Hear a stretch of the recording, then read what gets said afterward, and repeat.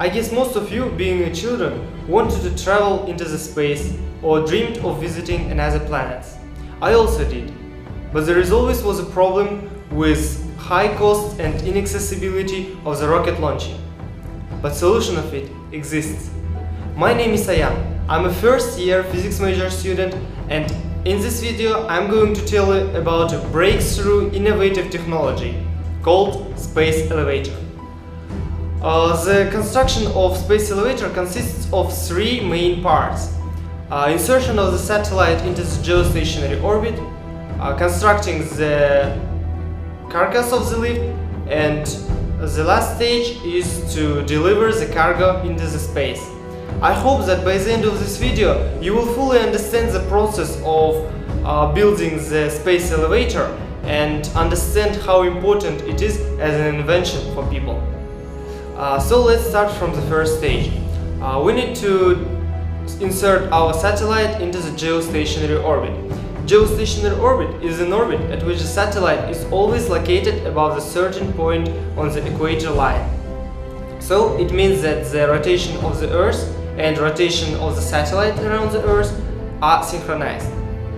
According to professors of Khrushchev State Research and Production Center, the insertion of the satellite occurs in the following order.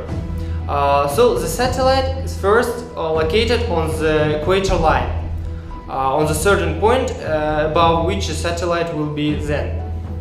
Then the satellite launched into the space. It goes by a helix trajectory around the Earth until it reaches the height of about 3,000 kilometers over the level of sea. Only on this height the satellite can be called on the geostationary orbit. Now, when the satellite is fixed above the certain point on the Earth, we need to build the carcass of the lift, which can be done with two materials. First of them is carbon nanotubes. It is very thin tubes which is filled with nanoparticles of carbon.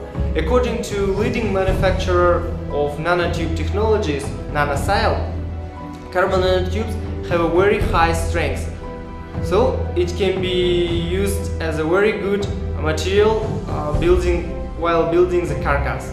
Another material is graphene, which also have a high strength, and it's known by its very good property that they can hold its own weight in a long distances. So the frame of the lift can be made from the graphene. The construction of the carcass of the lift can be made as an ordinary passenger lift, which almost everyone can see in the high buildings. So the last stage is to actually deliver the cargo into the space. It is very difficult problem because of the very long distance from the Earth to the satellite. It can be done according to articles of Amelia Barreiro, physics PhD, who said that graphene has very high conductivity. So it means that graphene is a good conductor of the electric current.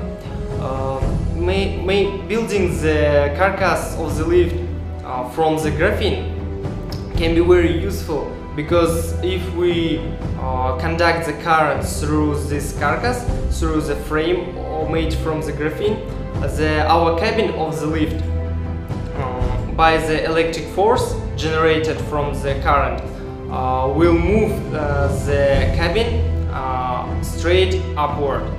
So our cargo will be delivered into the satellite. So now the space elevator is built, and it consisted of three stages: the fixing of the satellite into the geostationary orbit, constructing the carcass, and delivering the cargo. I hope that you enjoyed this video, watching this video, and you fully understood the process of building of space elevator technology.